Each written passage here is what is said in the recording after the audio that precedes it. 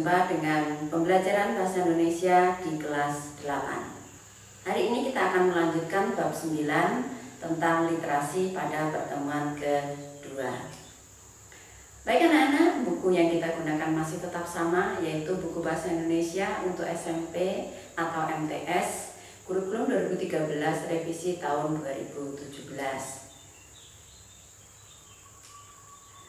Anak-anak, sebelum kita ke materi, mari kita curah pendapat dulu.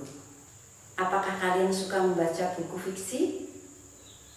Kira-kira mengapa suka membaca buku fiksi? Berikan alasannya. Apakah kalian juga suka membaca buku non-fiksi? Kira-kira apa alasannya suka membaca buku non-fiksi? Baik anak-anak, kita akan melihat tujuan pembelajaran kita pada hari ini. Yang pertama, setelah selesai pembelajaran hari ini, diharapkan kalian mampu membuat peta konsep dari buku fiksi yang dibaca. Yang kedua, kalian juga diharapkan mampu membuat peta konsep dari buku non-fiksi yang kalian baca. Yang ketiga, kalian diharapkan mampu membaca dengan cepat untuk menemukan isi pokok buku. Baik anak-anak, kita akan bahas satu persatu. Pengertian peta konsep. Peta konsep adalah suatu ilustrasi grafis yang konkret yang dapat menunjukkan bagaimana suatu konsep berhubungan atau terkait dengan konsep-konsep lain yang termasuk kategori yang sama. Peta konsep juga dapat diartikan merupakan suatu skema atau ringkasan dari proses belajar. Yang ketiga, dalam sebuah buku berisi bagan yang terdiri dari poin-poin isi buku secara berurutan. Itu juga bisa disebut sebagai peta konsep. Cara menyusun peta konsep. Yang pertama, memilih suatu bahan bacaan. Yang kedua, mengidentifikasi ide atau konsep sekunder yang menunjang ide utama.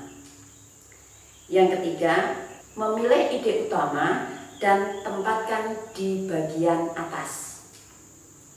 Selanjutnya, menambahkan konsep yang lebih khusus di bawah konsep umum tadi. Hubungkan keduanya dengan garis penghubung yang diberi label penghubung. Selanjutnya, setelah penulisan konsep yang lebih khusus di baris kedua, lanjutkan penulisan konsep lain yang lebih khusus di baris ketiga, dan seterusnya. Selanjutnya, melengkapi dengan garis penghubung antar konsep sehingga seluruh hierarki menyerupai piramida. Jangan lupa menuliskan label penghubung pada garis tersebut untuk menunjukkan keteraturan antar konsep. Anak-anak, coba perhatikan tabel berikut ini mengenai isi buku Mahir Berbahasa Indonesia dengan Benar. Jadi ada sebuah buku, ketika dibuat peta konsep hasilnya seperti ini. Ada bab 1, ada bab 2, ada bab 3. Masing-masing bab punya rincian. Atau kalian juga bisa memperhatikan peta konsep yang seperti ini. Di paling atas itu dituliskan Mahir Berbahasa Indonesia dengan Benar. Kemudian di bawahnya ditulis rincian-rinciannya. Nah, di antara rincian itu dihubungkan dengan garis-garis penghubung. Anak-anak, kita akan membahas tentang teknik membaca. Ingat ya, di dalam membuat peta konsep kita perlu mengetahui teknik membaca. Teknik membaca ada 4 yang kita kenalkan di sini, yaitu skimming, scanning, SQ3R, dan fiksasi. Skimming adalah teknik membaca untuk menemukan gagasan atau inti utama pada bacaan secara keseluruhan. Sedangkan scanning adalah teknik membaca dengan sekilas untuk menemukan sebuah informasi tertentu dalam sebuah bahan bacaan dengan cepat dan akurat. Sementara SQ3R adalah membaca pemahaman metode yang dinamakan 5 langkah, yaitu survei, question, read, recite, dan review. Sementara fiksasi adalah dengan cara membuat titik-titik kecil pada kertas bergaris. Titik-titik tersebut diumpamakan sebagai kata kunci dalam sebuah bahan bacaan. Anak-anak, teknik membaca itu mempunyai fungsi. Apa fungsi teknik membaca? Yaitu mempercepat waktu membaca menjadi lebih singkat sehingga dapat memaksimalkan waktu secara efektif. Kita akan lanjutkan langkah-langkah membaca teknik fiksasi. Yang pertama, sediakan kertas yang diberi gambar berupa titik-titik. Kemudian yang kedua, gerakan tatapan mata dengan mengikuti titik-titik hitam itu secara cepat. Ini ada gambar yang berwarna merah muda dan biru. Titik-titik pada gambar merah muda itu lebih banyak dibanding titik-titik pada kertas yang berwarna biru. Kemudian, ulangi latihan itu berkali-kali dengan titik-titik hitam yang semakin dijarangkan. Terapkanlah latihan itu terhadap bahan bacaan yang sesungguhnya. Bacalah halaman demi halaman bacaan itu secara cepat. Anak-anak, proses membaca cepat dilakukan dalam berbagai teknik. Ibu akan memperkenalkan 4 teknik. Yang pertama, teknik zigzag. Itu bisa digunakan untuk bacaan yang sulit atau teks yang sulit. Yang kedua, ada teknik spiral. Ini yang agak sulit, untuk bacaan yang agak sulit.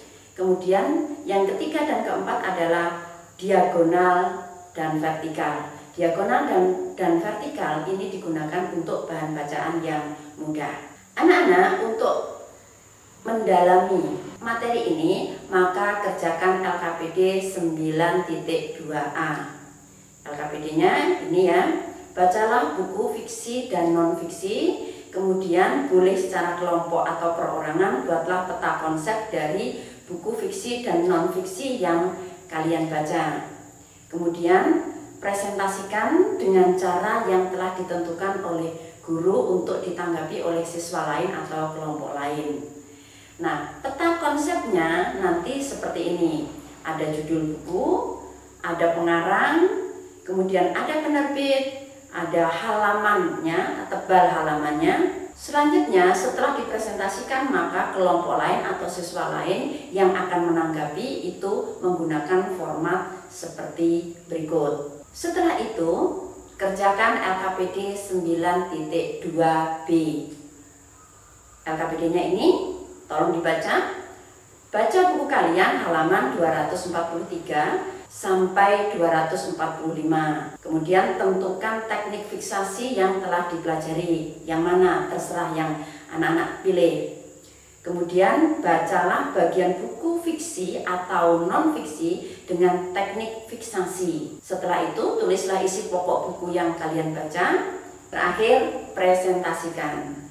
Nah, formatnya bisa seperti ini. Judul buku, pengarang, penerbit, halaman, serta isi buku. Di akhir pelajaran ini diharapkan kalian bisa membuat 1 buah peta konsep. Nah, peta konsep bisa mengikuti seperti ini, format atau contoh yang Ibu tampilkan. Dari peta konsep ini nanti kalian juga bisa memodifikasi sesuai dengan kreativitas masing-masing. Bagaimana anak-anak? Mudah kan pelajaran hari ini? Atau masih ada kesulitan? Nah, tuliskan perasaan kalian setelah mengikuti pelajaran ini pada selembar kertas. Baik anak-anak, Ibu rasa cukup pembelajaran kita kali ini. Mudah-mudahan anak-anak tetap semangat dalam pembelajaran. Kurang lebihnya Ibu mohon maaf. Bila taufik wal hidayah. Wassalamualaikum warahmatullahi wabarakatuh. Salam Kukar Pintar.